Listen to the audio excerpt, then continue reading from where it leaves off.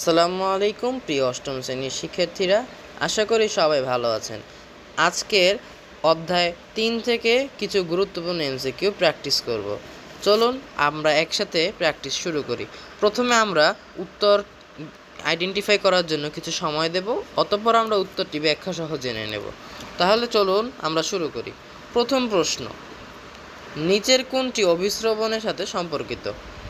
প্রথম 2 second, time up. এখন আমরা উত্তরটি দেখে নিই। উত্তর হবে জাইলেম টিস্যু। উত্তরটি হবে জাইলেম টিস্যু। কেন এটি উত্তর হবে চলুন আমরা সেটাও দেখে নিই। আমরা জানি উদ্ভিদের দুই ধরনের টিস্যু থাকে, একটা ফ্লোয়েম, একটা জাইলেম।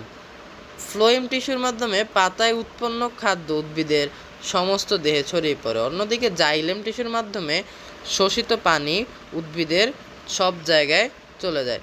এটা অভিস্রবণ প্রক্রিয়ার সাহায্যে ঘটে, আপনাদের বইয়ে সেটা দেওয়া আছে। তাহলে এটা হবে উত্তর জাইলেম টিস্যু। এরপর দ্বিতীয় এমসিকিউতে চলে যাই। প্রথমে আমরা এমসিকিউতে পড়ি, বেলি ফুলের গন্ধ ছড়িয়ে যায় কোন প্রক্রিয়ায়? আবারও 2 সেকেন্ড সময়, 1 2, সময় শেষ। এবার আমরা উত্তরটি দেখে নিই। বেলি ফুলের গন্ধ ছড়িয়ে যায় ব্যাপন প্রক্রিয়ায়। ব্যাপন প্রক্রিয়া এমন একটা প্রক্রিয়া যার মাধ্যমে পদার্থের উচ্চ ঘনত্বের অণুগুলো নিম্ন ঘনত্বের অণুগুলোর দিকে ব্যাপিত হয়। এটা কেবলমাত্র ব্যাপন প্রক্রিয়াতেই হয়। এই যে ব্যাপন প্রক্রিয়া, এই ব্যাপন প্রক্রিয়াতে হয়। সুতরাং উত্তর হবে ব্যাপন। এরপর তৃতীয় এমসিকিউটির উত্তর আপনি কমেন্ট বক্সে জানিয়ে দিন। আশা করি উত্তরটি পেরে যাবেন।